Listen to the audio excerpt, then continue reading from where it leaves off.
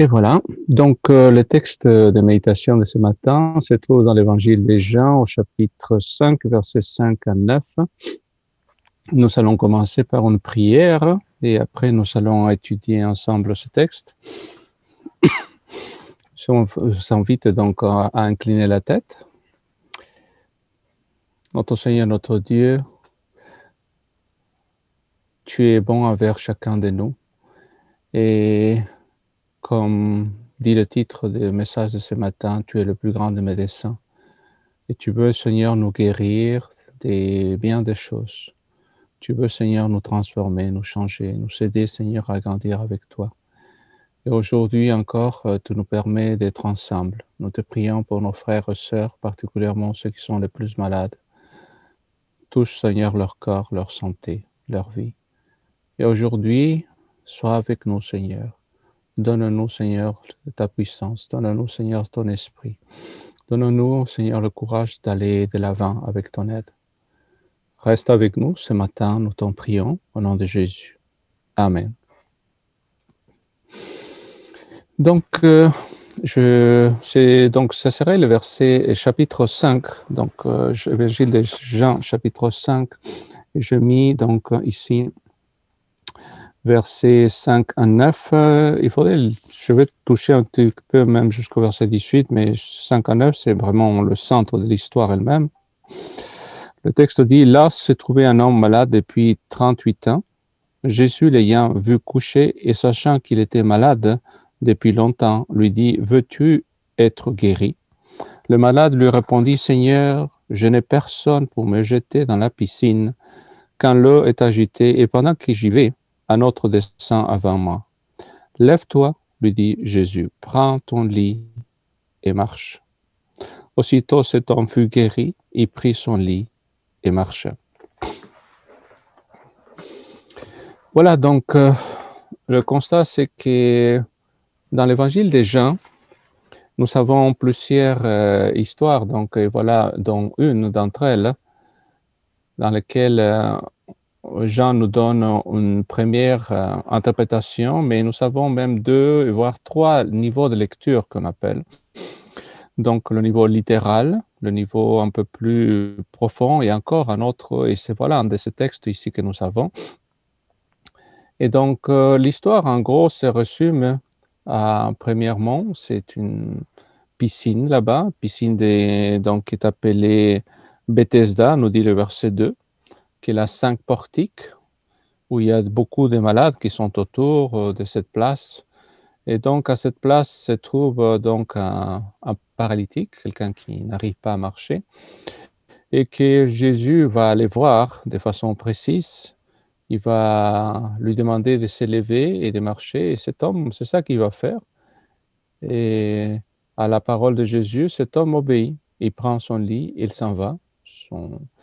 Et donc, son grabat, plus exactement, parce que ce n'est pas vraiment un lit, mais bon, en tout cas, c'était là où il était couché.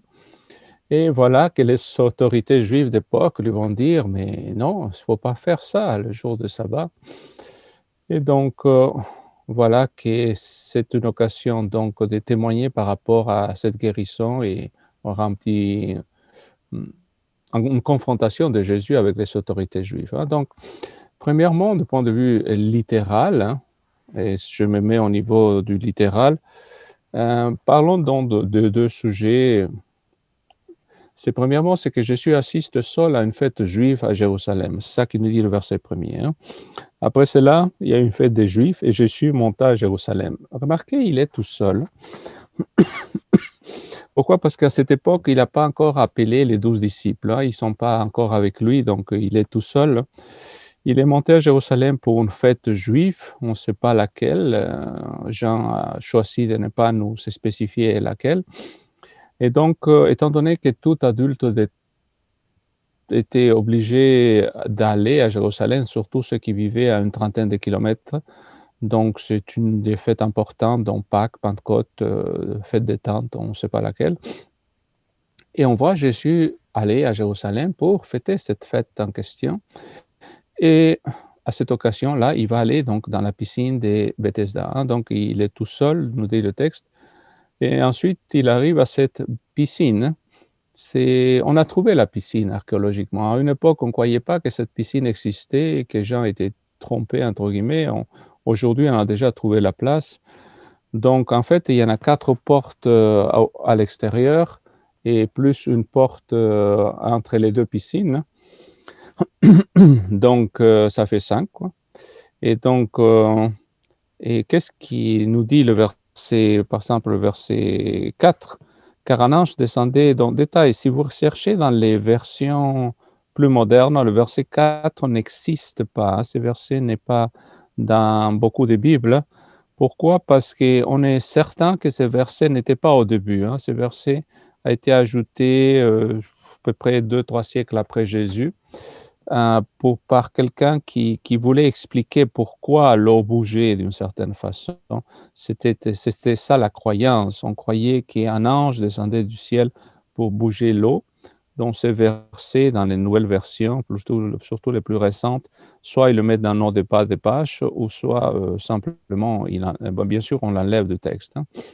Mais voilà, c'était ça la pratique. Pourquoi? Parce qu'à l'époque, l'eau était très importante.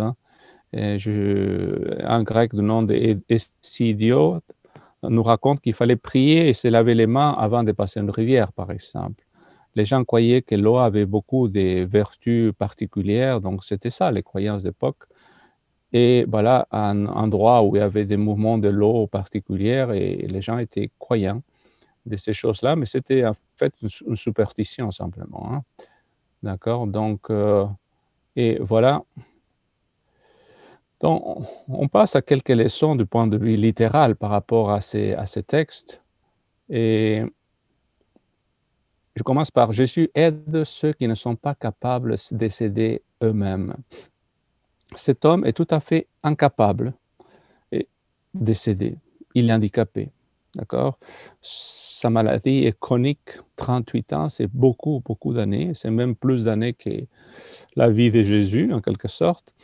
Mais voilà, cet homme est sans espoir et le texte nous montre cette incapacité, comment dirais-je, il ne peut pas s'aider lui-même. Il est au bord de la piscine et quand Jésus lui demande: «Est-ce que tu veux être guéri?» La réponse, il dit: «Mais il n'y a personne pour me jeter dans l'eau.» Donc, on le sait un peu plus tard, le verset 14 nous dit que c'est à cause de ses péchés qu'il se trouve dans cette situation-là. Mais voilà, il n'a pas les forces. Il n'a pas un seul ami et bon, c'est sûr que les amis n'abondaient pas, mais tous ces gens-là voulaient se battre pour être les premiers dans l'eau, dans leurs croyances, quoi. Donc, et ce que je trouve assez encourageant, c'est que Jésus va vers ces gens-là qui sont handicapés, vers ces gens-là qui sont dans le besoin. Et donc, c'est sûr que nous, moi-même, vous, on ne va pas pouvoir guérir une personne parce qu'on n'est pas Jésus. Mais nous pouvons faire d'autres choses pour ces personnes-là.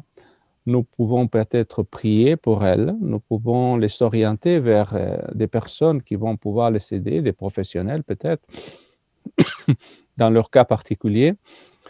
Euh, et lorsque je me suis adressé à des personnes qui sont dans le besoin, en tout cas des problèmes d'handicap et autres, ou dans des difficultés quelconques, une chose que j'ai appris à ne pas dire, c'est: «Appelez-moi si vous avez besoin de moi.» Pourquoi? Parce qu'en général, ces personnes ne vont pas vous appeler parce qu'ils n'aiment pas déranger les autres. Donc, il faut être un petit peu plus proactif lorsqu'on s'approche de ce type de personnes et il faut les poser des questions du genre: «Est-ce que souhaitez-vous que je vous conduise au magasin mardi prochain?» D'accord? Donc là, il y aura une réponse un petit peu plus différente. Ou bien: «Est-ce que je peux venir vous aider à faire le ménage dimanche?» par exemple. Ou quelque chose qui, ça va leur permettre d'être plus à l'aise, de se faire aider d'une certaine façon. D'accord? Donc, si Jésus a aidé ces personnes, je pense que nous, en tant qu'Église, en tant que membres de son corps, nous devons aussi le faire. D'accord? Donc, Jésus ensuite demande la permission d'intervenir dans la vie de cette personne. Il lui dit: «Veux-tu être guéri?» Voilà la question que Jésus pose à cet homme.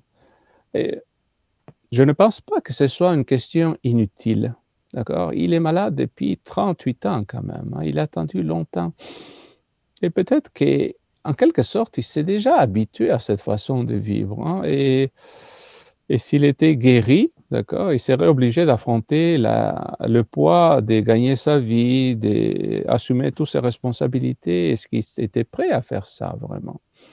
D'accord? Mais je pense que si Jésus s'adresse à lui, c'est surtout parce qu'il veut qu'il détourne son regard de la piscine pour qu'il le regarde lui. D'accord? Parce que cet homme attend le moment de l'eau. En quelque sorte, cet homme a passé tout son temps à regarder l'eau.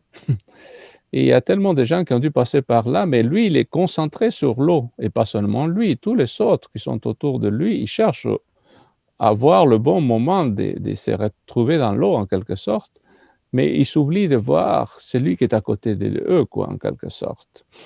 D'accord? Et je me dis qu'aujourd'hui, il y a bien des gens qui sont comme cet homme-là. Ils s'attendent quelque chose qui se passe dans leur vie.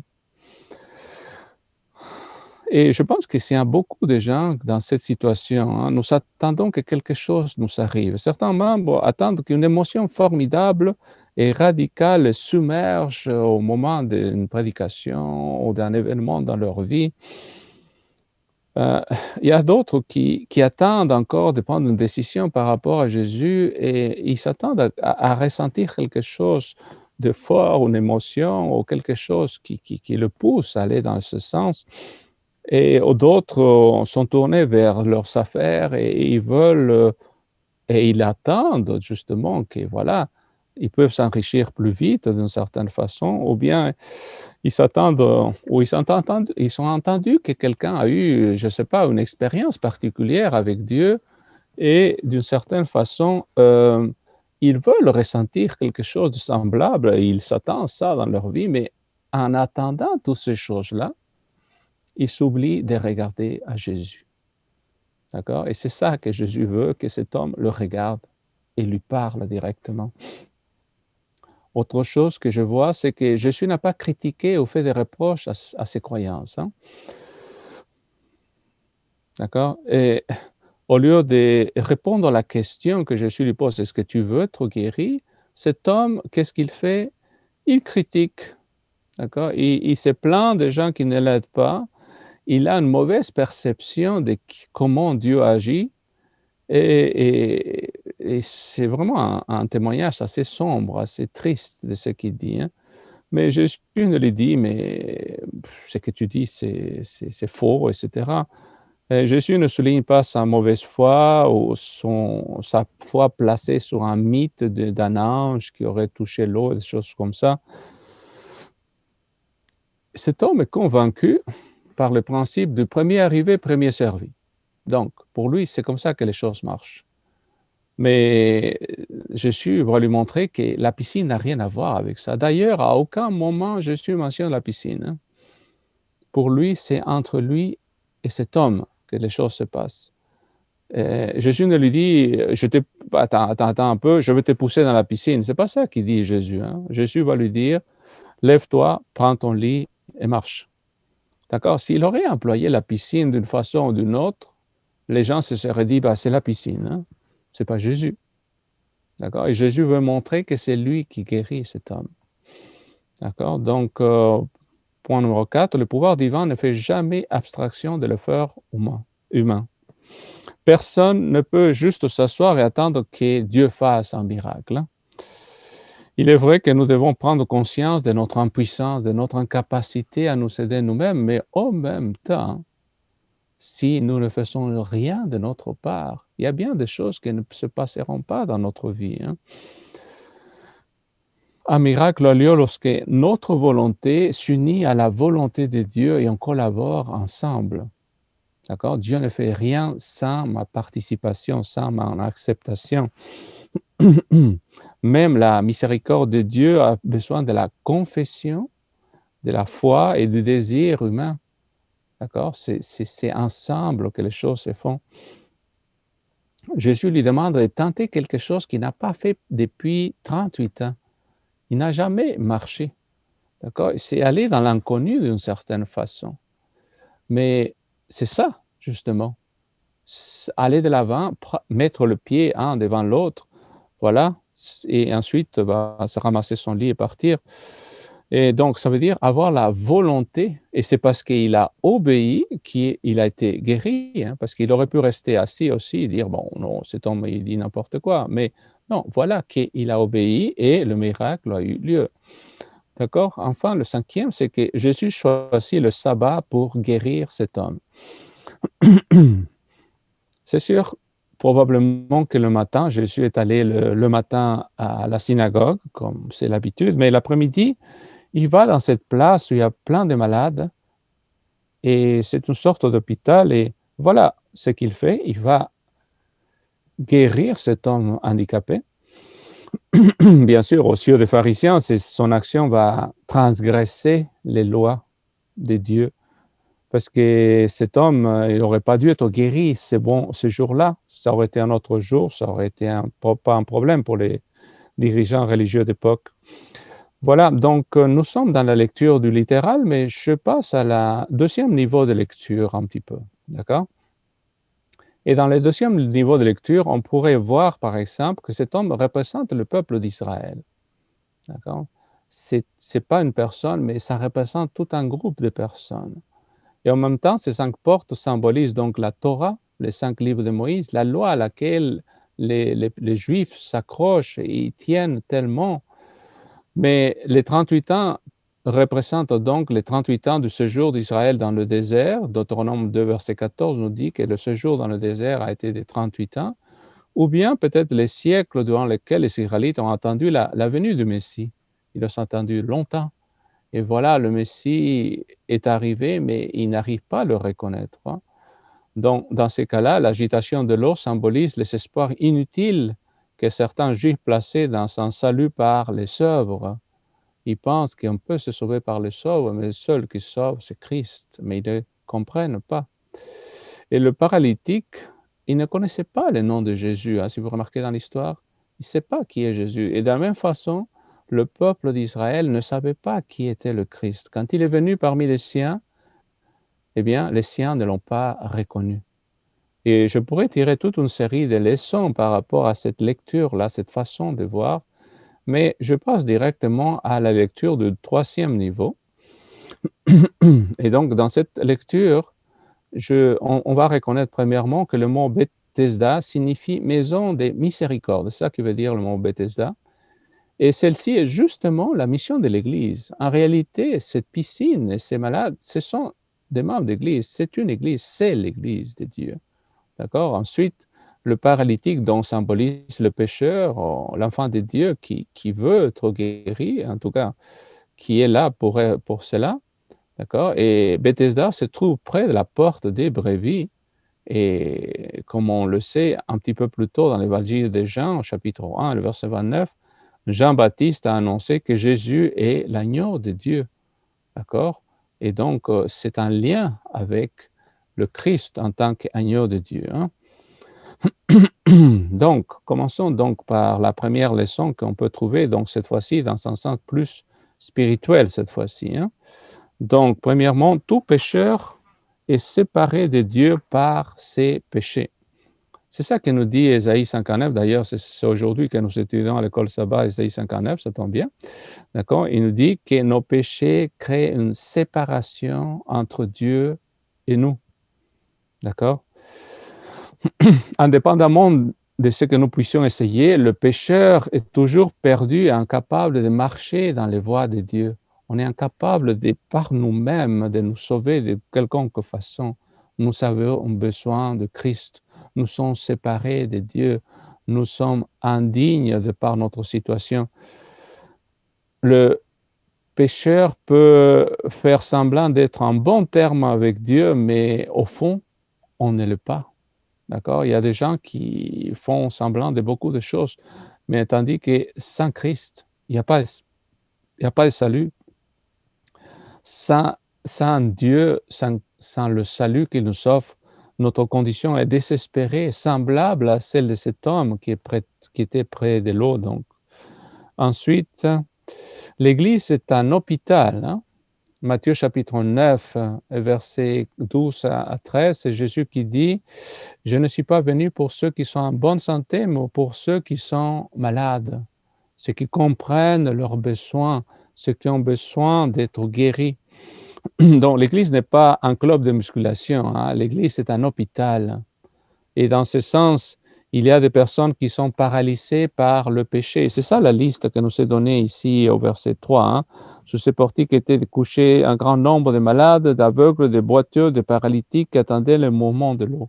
D'accord, tous ces gens-là, ils s'attendent. Donc, qu'est-ce qu'ils s'attendent? Eh bien, d'être guéris. D'accord? Dans nos églises, il y a des personnes qui sont paralysées par le péché. Les péchés les rend impuissants. Le péché les rabaisse, les met par terre. Le péché ne nous s'élève pas, il nous met à terre en quelque sorte. Il y a des muets parce qu'ils n'arrivent pas à parler la parole de Dieu, des sourds parce qu'ils n'arrivent pas à entendre ce que Dieu veut leur dire. Il y a encore des aveugles qui ne voient pas Dieu à l'œuvre dans leur vie. D'accord? L'Église est remplie de malades et on a tous besoin d'être guéris. Toutefois, ce pauvre homme n'arrive pas à trouver une place parmi ces gens-là. D'accord? Chacun est un petit peu pour soi d'une certaine façon. Et c'est ça le constat qu'ils font les statistiques. Hein.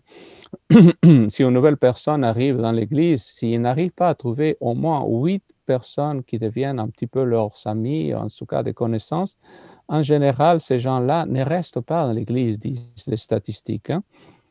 Tandis que cet homme ici, il dit au verset 7, « Je n'ai personne pour m'aider, personne. » Et c'est ça le danger, de se trouver dans cet hôpital et on est tout seul. Mais je continue donc, la raison première de l'Église est le salut du monde. D'accord? C'est-à-dire, ces gens-là, ces malades qui sont auprès de la piscine, d'après le texte, ils s'attendent au mouvement de l'eau. Et ce mouvement de l'eau, c'est le salut. Hein? D'accord? C'est-à-dire l'être guéri dans leur cas, de façon littérale. D'accord? Quand on va à l'église, le thème, les préoccupations de ceux qui sont dans l'église, ce n'est pas la météo, la politique, les affaires, l'argent, la célébrité, comment faire de l'argent. Non, ce n'est pas ça, la fortune, de quelque sorte. La principale préoccupation, c'est le salut. D'accord? Comment s'approcher de Dieu, comment être sauvé. Toutes les autres préoccupations sont secondaires par rapport aux besoins de la guérison spirituelle que nous avons tous besoin. Et tous les rachetés devraient faire des besoins spirituels la préoccupation première de leur vie. Hein. Je passe au point numéro 4. Jésus a compassion de tout pécheur. Je le dis ici parce que Jésus choisit cet homme. Il a choisi en particulier lui, probablement parce que c'était le cas le plus grave, hein, 38 ans d'attente. Le texte dit qu'il y avait une grande multitude, hein, c'est ça qu'il dit au verset 3, d'accord? Un grand nombre, une grande multitude de malades. Mais Dieu a choisi cet homme seulement. Il aurait pu choisir un autre. Mais non, il a choisi cet homme-là. Ça veut dire que c'est la grâce de Dieu qui s'approchait de cet homme. Donc, Jésus passe, s'arrête à la porte de notre cœur et il frappe. C'est à nous d'ouvrir. Hein? Apocalypse chapitre 3, le verset 20. Il désire entrer, mais c'est à nous d'ouvrir la porte. Il ne l'ouvre pas à notre place. Lorsque cette porte est ouverte et Jésus est invité à entrer, le salut se produit donc dans la vie des personnes. Donc, ensuite, je mets au numéro B ici, Jésus connaît sa misérable condition. Jésus sait à quel point cet homme, non seulement incapable, mais depuis combien de temps il a souffert, il le connaît, d'accord? Il sait quelle est son infirmité, il savait son impuissance, son incapacité. Et Jésus regarde au-delà de ses problèmes. Hein? Il voit au-delà de sa situation ce qu'il peut devenir avec sa grâce, avec son pardon, avec sa guérison. Et donc, les changements, tous n'arriveront que plus tard. Dieu et Jésus nous appellent tels que nous sommes. Le changement, c'est lui qui le fait à fur et à mesure dans notre vie. Et enfin, je dis, Jésus lui offre une chance de recommencer. Et oui, en le guérissant, Jésus lui offre une vie nouvelle. Et c'est ça que le Seigneur nous offre à chaque fois que quelqu'un se donne au Seigneur. Un jour, il rencontre Jésus et sa vie recommence. Les gens qui sont perdus, qui vivent dans des vies brisées, peuvent commencer à nouveau. C'est ça qui veut dire d'être sauvé. Hein. Je passe au point suivant, numéro 5. Jésus nous connaît mieux que nous-mêmes. Et c'est ça que je trouve formidable. Hein. Il sait que nous aimons nos péchés. Il sait quelles sont nos faiblesses. Il sait que nous ne pouvons pas contrôler nos passions, que nous désirons les choses de ce monde pour satisfaire notre chair. Il nous connaît. Et pourtant, malgré nos faiblesses, malgré notre incapacité, il nous aime et il veut nous aider. D'accord? Jésus refuse de regarder l'être humain tel qu'il est. Pourquoi? Parce qu'il sait ce qu'il peut devenir. Jésus, il nous connaît, comme je dis ici, mieux que nous-mêmes. Et il sait ce que nous pouvons devenir par sa grâce. Jésus regarde au-delà de nos fautes et de nos échecs et prend soin de nous malgré nos péchés, malgré nos problèmes. Et je trouve ça quelque chose de formidable. D'accord? Le Seigneur nous aime. Mais je me dis, cet homme, il a attendu 38 ans quand même auprès de cette piscine. C'est beaucoup. Parce que cette piscine, je disais, symbolise l'Église. Faut-il rester dans l'Église aussi longtemps? Oui. Pourquoi? Parce que c'est dans l'Église qu'on rencontre Jésus. C'est là que le Seigneur va se présenter à nous. C'est pour ça qu'il faut continuer. Aujourd'hui, on n'a pas encore la possibilité de nous réunir dans notre lieu de culte. On pourra le faire à partir de samedi prochain et dans les mois qui vont venir, probablement, on va revenir à la normalité. Mais voilà, cette occasion que Dieu nous donne de nous réunir aussi de façon virtuelle cette fois-ci. Hein. Je passe au numéro 6. La seule réponse au sort de Christ est une foi obéissante. D'accord? Jésus lui donne un ordre. Et ici, je le divise en 3. Lève-toi, prends ton lit et marche. Voilà, l'ordre est assez clair. Et c'est le médecin céleste qui est toujours disponible. Hein. Je me dis, parce qu'ici au Québec, ce n'est pas facile de trouver un médecin de famille, mais le médecin céleste est toujours là. D'accord? Ce ne sont pas les portiques de cette piscine qui l'ont sauvé, c'est Christ. Son diagnostic est rapide, parfait et rempli de compassion envers cet homme.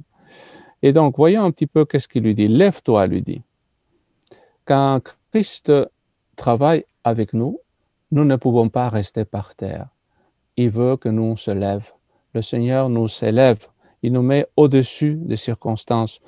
Plus Christ travaille dans notre vie, plus il nous élève, autant notre caractère que notre spiritualité, que notre morale. Le péché nous abaisse de plus en plus, Christ nous élève au contraire. Hein. Je cite ici Jean chapitre 12, le verset 32, qui dit « Et moi, quand j'aurai été élevé de la terre, j'attirerai tous les hommes à moi. » D'accord? Le Seigneur veut nous attirer à lui. Il veut nous élever à lui. Et lorsque Christ est élevé, eh bien, nous serons aussi élevés avec lui. D'accord? C'est à ça que nous sommes appelés. Donc, ensuite, il lui dit, prends ton lit. Donc, une fois que cet homme est guéri, il lui dit, prends ton lit. Détail, ce n'est pas un lit avec un gros matelas, etc. C'est un grabat simplement qui doit déplacer facilement. Mais quand même, et pourquoi faut-il prendre le lit? Simplement parce que ce lit symbolisait sa dépendance, sa maladie, son état d'avant. Et ici, je cite dans Romains chapitre 13, verset 14, Romains 13, 14, qui dit « N'ayez pas soin de la chair pour en satisfaire les convoitises », c'est-à-dire ne gardez pas l'opportunité de revenir dans l'état où vous étiez avant, en quelque sorte. Il ne devait pas revenir donc à son ancienne façon de vivre. Maintenant qu'il était guéri, il devait vivre différemment. Il devait commencer quelque chose de nouveau. Et il est ainsi de la même chose de façon spirituelle. Lorsque nous sommes sauvés, nous ne devons pas retourner à notre ancienne façon de vivre, mais vivre une vie changée, une vie transformée par l'œuvre du Saint-Esprit. Hein. Et ensuite, il dit marche. D'accord? Pourquoi est-ce qu'il dit marche? Parce que c'est vrai, il s'est levé, il a pris son lit, mais ensuite il faut qu'il marche parce que le fait de marcher va montrer qu'il a été vraiment guéri. D'accord? C'est une démonstration pour les autres, pour lui-même, qu'il est guéri réellement. Mais lorsque Jésus nous dit de marcher, il nous dit de marcher derrière lui, le suivre donc, afin de suivre son exemple. C'est ce témoignage-là. Et donc, ça veut dire que nous devons marcher en regardant à Jésus et pouvoir le suivre partout où il va y aller. Donc, et en le suivant, nous n'échouerons plus là où nous avons échoué d'habitude. Nous serons capables de maîtriser ce que nous n'avons jamais vaincu dans le passé. C'est ça que le Seigneur veut faire avec chacun de nous. Hein. Et donc, je passe au point suivant. Aux yeux de Dieu, le péché est pire que la maladie, je dis ici.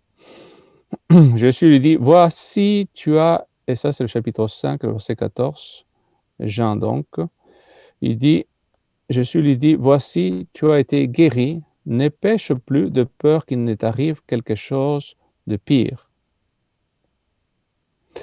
Il est difficile de s'habituer à la douleur, mais c'est facile de s'habituer au péché. Hein. 38 ans de souffrance n'étaient rien comparable à la mort éternelle.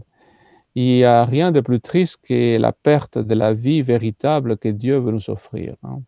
Notre vie sur terre, c'est tellement peu de choses par rapport à la vie que le Seigneur nous offre. Et des fois, pour ce peu de temps, les gens veulent offrir toute leur vie. Et donc, je passe au point suivant, d'accord, point numéro 8. Aucune autre de la multitude n'a demandé à Jésus d'être guéri. Et c'est ça que je trouve le plus triste. Il y avait beaucoup d'autres personnes autour qui connaissaient ces malades, qui savaient depuis combien de temps cet homme se trouvait à cette place. Et ils ont vu cet homme se relever et marcher. Je ne sais pas, si j'avais été à côté, j'avais vu cela, j'aurais dit moi aussi, hein, en profitant de l'événement. Mais non, ces gens-là sont restés tous occupés à regarder la piscine et n'ont pas remarqué que cet homme était guéri. Tous ces personnes, je me dis, j'aurais pensé qu'il y aurait une longue queue derrière Jésus pour être guéri aussi, puisque c'était ça qu'ils cherchaient tous. Mais le fait qu'ils savaient le regard placé ailleurs a fait qu'ils n'ont pas vu cet événement et n'ont pas pu être guéris. On pourrait penser que lorsqu'un monde perdu voit les pécheurs sauvés par la grâce, serait touché par ça et voudrait aussi être guéri par le Seigneur Jésus. Mais c'est ce qui se passe à cette place, se passe aussi encore aujourd'hui, autant dans l'Église que dans le monde. Il y a beaucoup de gens qui voient la guérison dans la vie de quelqu'un, mais ils ne la demandent pas pour eux-mêmes. Ils continuent dans leurs affaires comme d'habitude. C'est vraiment triste de penser que ces gens-là, ils sont passés si proches d'être guéris eux-mêmes. D'accord? Mais c'est ça la réalité. Et je finis donc avec le dernier point, donc délaisser le besoin humain sous prétexte de garder le sabbat et pervertir le sens originel du sabbat. Le constat ici dans ces chapitres, c'est que les autorités juives avaient pris le samedi, qui était un don de Dieu pour le bonheur de l'être humain, ils avaient transformé le sabbat en une prison remplie de restrictions, remplie de règlements, remplie de complications, avaient rendu le sabbat quelque chose de dommageable plutôt qu'une bénédiction de la part de Dieu. D'accord? Donc, si vous remarquez, chapitre 5, le verset 13, donc les autorités lui disent, les autorités ne disent pas à cet homme, qui t'a guéri? C'est pas ça qu'ils disent. Hein? Ils disent, qui est l'homme qui t'a dit de prendre ton lit et marche? D'accord? Eux, ils ne veulent pas savoir qui a guéri qui. D'accord? Ils ne sont pas intéressés à la guérison. Ils se soucient seulement de savoir qui a dit de porter ces choses-là le jour du sabbat. C'est ça qui leur intéresse. Ils ne sont pas contents que cet homme a été guéri un samedi. Hein. Alors pour eux, ce qui compte, c'est respecter les lois qui se sont données eux-mêmes. Hein. Ils sont tellement aveugles qu'ils ont refusé de comprendre que le sabbat a été donné pour le bonheur de l'être humain. D'accord? Ils préfèrent être des policiers religieux autoproclamés en train de dire ça tu fais pas, faire ou pas faire. C'était ça leur tâche selon eux. Mais les lois ne doivent pas être ignorées d'un côté, mais les lois sont là pour le bien des personnes. Et le sabbat, ça a été donné comme une bénédiction pour l'être humain et pas pour les opprimer. Quand une loi, quelle qu'elle soit la loi, quel qu'elle soit le pays, devient une occasion pour opprimer de bonnes personnes, la loi devient mauvaise parce qu'elle n'accomplit pas la tâche pour laquelle Dieu l'a donnée. Mais je me dis, pardon, je me dis que si ces jours-là, cet homme si Jésus l'aurait poussé au bon moment, entre guillemets, et l'aurait bougé, et lui aurait été guéri, ces gens-là n'auraient pas fait de problème. Pourquoi? Parce qu'ils se disent, ah, c'est l'eau, c'est autre chose. Mais c'est parce que c'est Jésus qui a participé, qui a fait la guérison de lui-même, que pour eux, ça leur causait des problèmes. D'accord? Ils savaient quelque chose contre Jésus. Il savait quelque chose contre ce qu'il avait ordonné à cet homme de porter son lit et de marcher. Eh bien, mais parce qu'il voulait que la guérison se passe comme eux, ils voulaient que se fasse. Mais je me dis, combien de fois nous voulons que Dieu fasse les choses comme nous, on voudrait qu'elle le fasse? On voudrait que Dieu suive des règlements qui sont les nôtres. Mais Dieu est Dieu et Dieu agit comme il pense d'agir le mieux. Le Dieu agit pour notre bien. Dieu agit pour notre salut. Mais je me dis, à chaque fois qu'il y a quelqu'un qui accepte le Seigneur dans sa vie, il y aura toujours des critiques. Il y aura toujours des gens qui seront là pour créer des problèmes. Ils vont le ridiculiser, ils vont se moquer de lui, ils vont rire de lui, ils vont chercher à l'arrêter dans cette démarche d'aller vers le Seigneur. Parce que justement, c'est le diable qui est derrière tout ça. Le diable ne veut pas qu'on aille vers Dieu. Le diable ne veut pas qu'on accepte le Seigneur dans notre vie. Proverbe 29, verset 27, il dit « Celui dont la voie est droite est en abomination aux méchants. » D'accord? Les méchants n'aiment pas ceux qui font le bien, n'aiment pas les justes. Mais Jésus dira justement, je reviens à Jean chapitre 5 et le verset 17, il dit « Mon Père agit jusqu'à présent, moi aussi j'agis. » Parce que c'est ça la question. Dieu a dit de se reposer, mais Dieu, est-ce qu'il travaille le sabbat, Dieu? Mais bien sûr, d'accord? Comment je dis que Dieu travaille le sabbat? Bien sûr. Le samedi, il y a des naissances, des samedis, il y a des décès, des samedis, la vie continue, d'accord? Et Dieu prend soin de nous, il nous donne encore la respiration et la vie à chacun de nous. Ça veut dire que Dieu prend soin de nous aussi le jour de sabbat. Et puisque nous avons été créés à l'image de Dieu, lorsque l'occasion de faire le bien se présente le jour de sabbat, eh bien, nous sommes appelés à faire le bien le jour de sabbat. C'est ça que Jésus nous dit. Hein. Le sabbat, c'est un jour de fête. Le samedi, c'est un jour de joie. C'est une occasion pour témoigner de l'amour de Dieu autour de nous. Voilà à quoi le Seigneur nous appelle.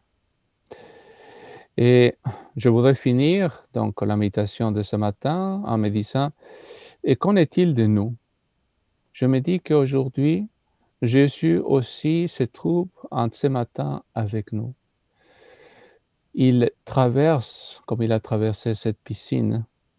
Est-ce que nous entendons sa voix? Est-ce que nous prenons le temps de regarder à lui?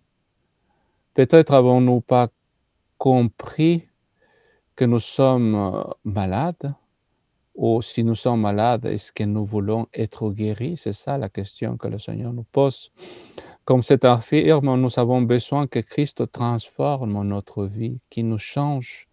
Eh bien, il n'y a pas meilleur moment pour se présenter au Seigneur, lui permettre d'agir dans notre vie, afin qu'il nous guérisse, afin qu'il nous soigne de non seulement nos péchés, mais dans douleur, quel qu'il soit. Allons-nous continuer à faire nos affaires comme d'habitude, ou bien allons-nous recevoir une nouvelle vie que le Seigneur nous offre à vous et moi? C'est la question. Il attend que nous le regardions à lui seul ce matin. Il veut que nous allions vers lui, que nous acceptions de marcher pour lui. Notre Église peut être encore aujourd'hui une maison de miséricorde. Et c'est ça qui est l'Église. C'est à quoi nous avons été appelés. Alors, encore aujourd'hui, je vous encourage de placer vos regards sur Jésus. C'est mon souhait pour chacun de vous ce matin. Amen. Nous allons conclure donc. J'ai mon ancien préféré. Kwame, est-ce que tu veux bien faire la prière? Ok. Donc, on va faire une dernière prière pour conclure. Père éternel, nous te remercions infiniment de nous avoir accordé ce jour-ci, de nous avoir conduits tout le long de cette semaine et de nous faire bénéficier de cette prédication, Seigneur. Seigneur, nous voulons tous venir à toi et notre plus grand souhait, c'est que nous nous retrouvions tous autour de toi quand tu reviendras. C'est notre souhait non seulement pour nous, mais pour notre famille, les gens que nous aimons et les gens que nous côtoyons aussi, et tout ce que tu as mis sur notre chemin. Seigneur, permets que nous ayons juste le regard fixé sur toi. Bénis-nous cette journée, bénis la semaine que tu mets devant nous, Seigneur, que tes saints anges nous accompagnent, nous délivrent de tout accident, de toute mauvaise surprise. Et délivre-nous de cette pandémie. Sois avec chacun d'entre nous. Et nous te le demandons par le mérite de ton Fils Jésus, notre Seigneur. Amen. Donc, je vous souhaite donc un sabbat à tout le monde. Oui. D'accord, donc voilà, je vous souhaite un bon sabbat et une bonne semaine. Merci. Voilà. Merci, bon sabbat à vous aussi. Merci beaucoup. Un bon sabbat.